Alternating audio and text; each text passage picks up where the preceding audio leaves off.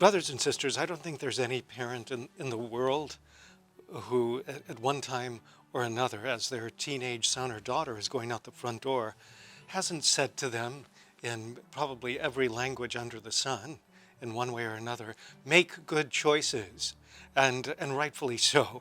That's what we would wish for them. They don't always, but neither do we. Those choices are set before us every single day, sometimes ultimate choices about ultimate questions in life and ultimate direction that we take in life. Case in point, the people of Israel, as they are about to enter the promised land, and Moses, who will not enter the promised land with them, is nonetheless giving them some last-minute instructions and challenges. This one comes from chapter 30 of the book of Deuteronomy, the very end of that chapter, famous. I call heaven and earth today to witness against you.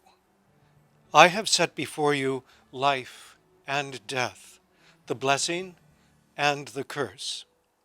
Choose life, that you and your descendants may live, by loving the Lord your God, heeding his voice and holding fast to him, for that will mean life for you, a long life for you, to live on the land which the Lord swore he would give to your fathers, Abraham, Isaac, and Jacob. The word of the Lord. Thanks be to God. Choose life, those two words. They leap off the page. It shocks people sometimes when I tell them I'm pro-choice. And before you start writing to the Pope, it's based on that scripture. Yes, we are in favor of choices. Choose life, not death. Choose goodness, not evil. The choices and the freedom to make those choices, the freedom that comes from God, expressed in our own day and age, in a sense, even after a few centuries of experience, and our American experience, the freedoms that we enjoy in this land as well. And it was almost 250 years ago that our country did declare its independence from Great Britain. And less than 6 months after that declaration, as the revolution, in a sense, had just started, it looked like it was over.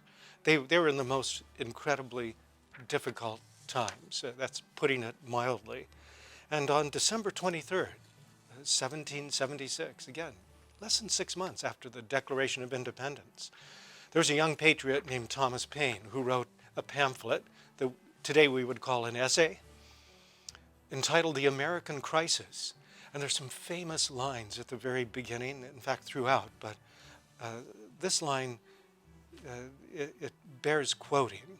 You've heard it before, but especially for those of us who live in the People's Republic of California, these words are challenging and they ring true, as Thomas Paine wrote 250 years ago.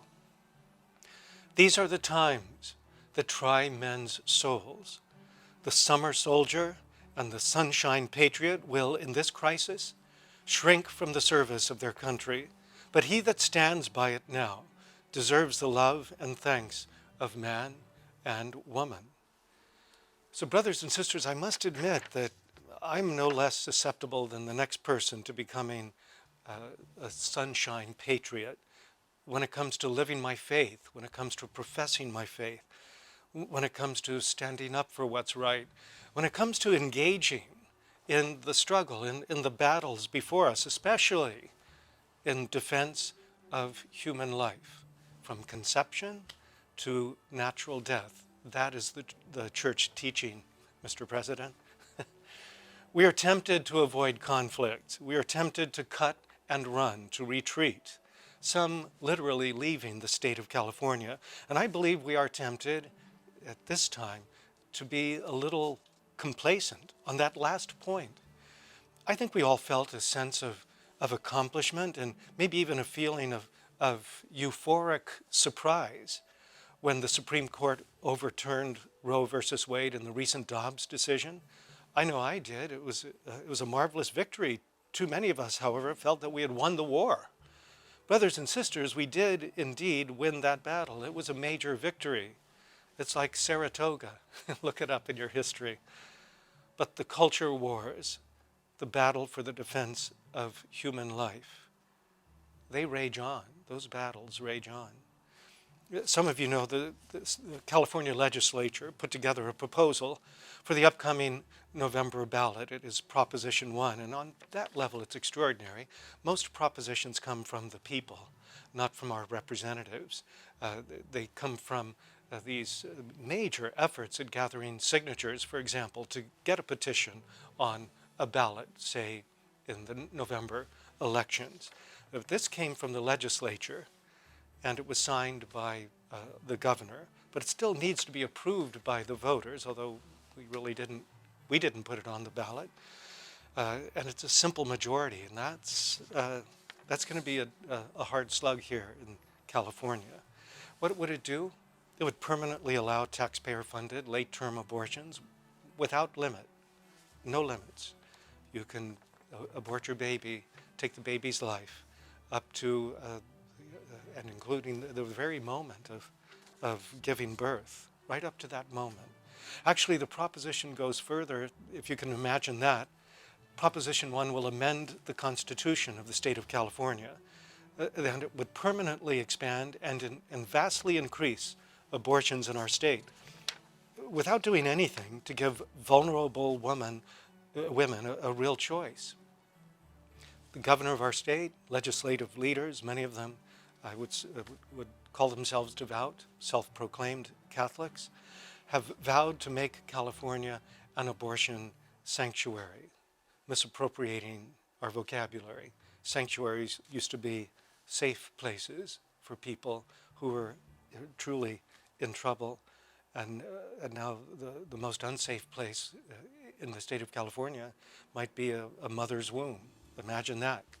Well, these leaders are certainly making good on their promise through this past year or so. No less than 20 bills expanding access to abortion, and by allocating $200 million in the state budget to pay for abortions for women in California and those seeking abortions from out of state. In fact, you may have seen news about billboards being put up by our governor in other states with more restrictive abortion laws, inviting women to come to California on what looks to be an all-expense-paid visit to California for the purpose of having an abortion. I don't think the governor paid for those billboards out of his own pocket.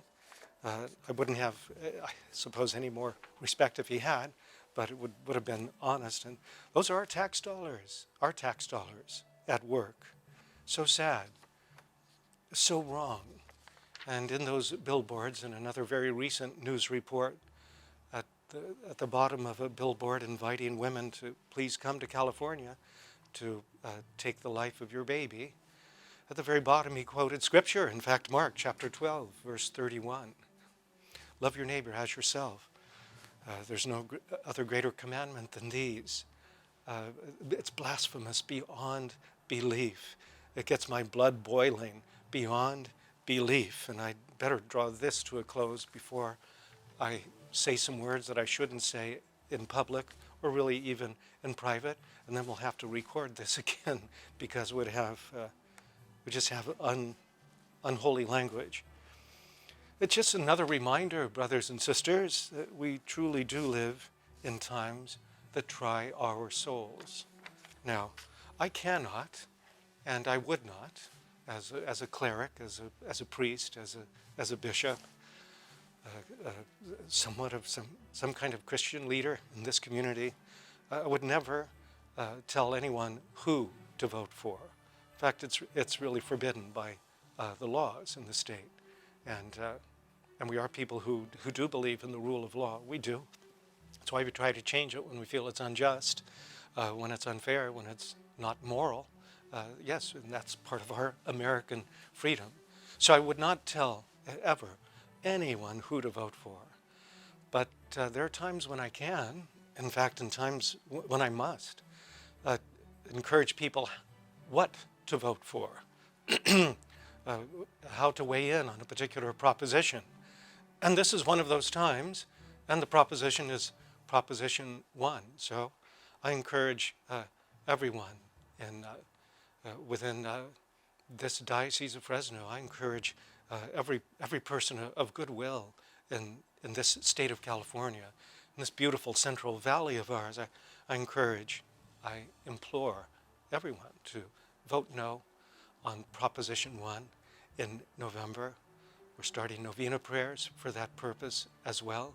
Do participate in those. You can find them on the website for the California Conference of Bishops.